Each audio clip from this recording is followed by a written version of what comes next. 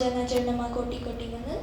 वर्तमान तपोनिधि श्री मोहन मानुश्री जी महाराज चरणमा कोटि कोटि वंदन। परम पूज्य सिद्धांत दिवाकर श्री जय गोश्री जी महाराज चरणमा कोटि कोटि वंदन।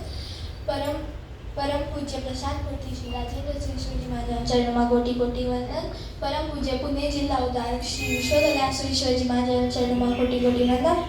न्याय निष्ठान प्रगट प्रवचनकार अध्यात्म प्रेमी कुशल शिल्पी मारा प्यारा गुरुदेव ने अंतर न्याय अंतरથી અનંતી વંદના। ઘણા લોકોનો મને એ પ્રશ્ન હોય છે કે તું શું જોઈ લીધું આટલા નાના ઉંમરમાં કે તું આખોય સંસાર છોડીને જતો રહે છે। હું જોઉં છું કે તમે લોકો એસી વાળી ગાડીમાં ફરનારા પણ હંમેશા ફરિયાદ જ હોય અને રડતા જ હોય તમે લોકો। અને મારા પ્યારા ગુરુદેવ આટલી ગરમીમાં એસી પંખા તો છોડો ખુલ્લા પગે વિહાર કરે તો પણ એમના ચહેરા પર જે પ્રસન્નતા હોય તે તમારા ચહેરા પર જોવા ના મળે। હું ભલે નાનો પણ હું એટલું તો સમજ્યું કે જેના પાસે પૈસા હોય તે જ પૈસા આપી શકે, જેના પાસે ખાવાની વાનગી હોય તે જ ખાવાની વાનગીઓ આપી શકે। એમ તેમ મારા ગુરુદેવ જેના પાસે પ્રસન્નતા છે એ જ મને પ્રસન્નતા સુખ આપી શકશે।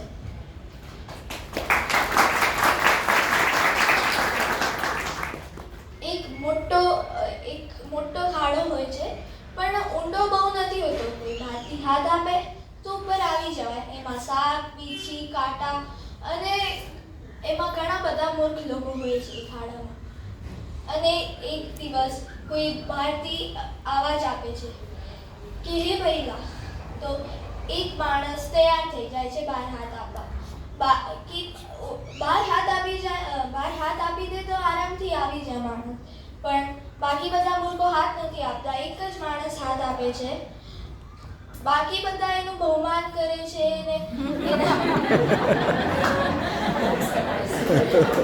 બાકી બધા લોકો એ લોકોનું બહુમાન કરે છે અને એના ઠાટમાટ કરે છે, પણ કોઈ ખાડામાંથી બહાર આવવા તૈયાર થતું નથી।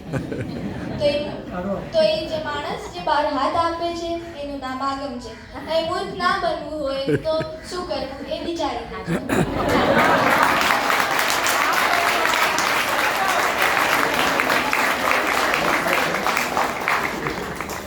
આ સંસારનો એવો નિયમ છે કે જે પોતાનું મનગમતું ત્યાગીને જ આપણે બહુમાન અને વંદન કરવું જોઈએ, અને જે પોતાનું મનગમતું છોડે એ જ ત્યાગીને મનગમતું મેળવવાની ઈચ્છા ના હોય તો સંયમ તો મારું મનગમતું છે। હું ત્યાગી કહેવાઉં કે મારા મમ્મી પપ્પા અને દાદી કે જે પોતાના મનગમતા અને વાલા દીકરાને છોડે છે તે ત્યાગી કહેવાય।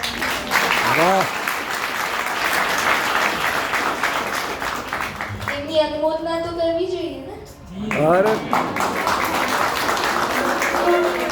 अनुमोदना अनुमोदना अनुमोदन बारंबार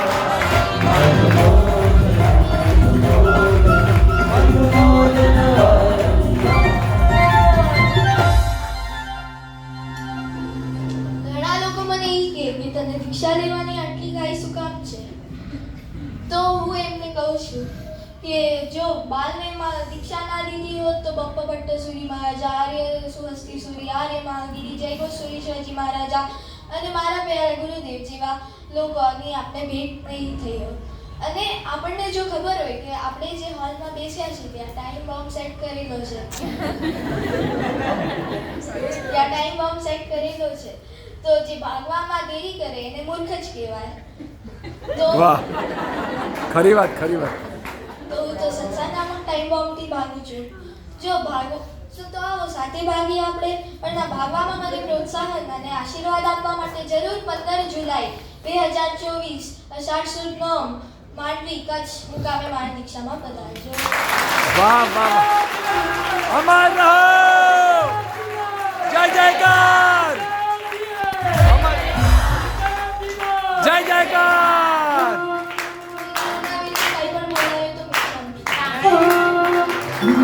संयम निकलो तैयारी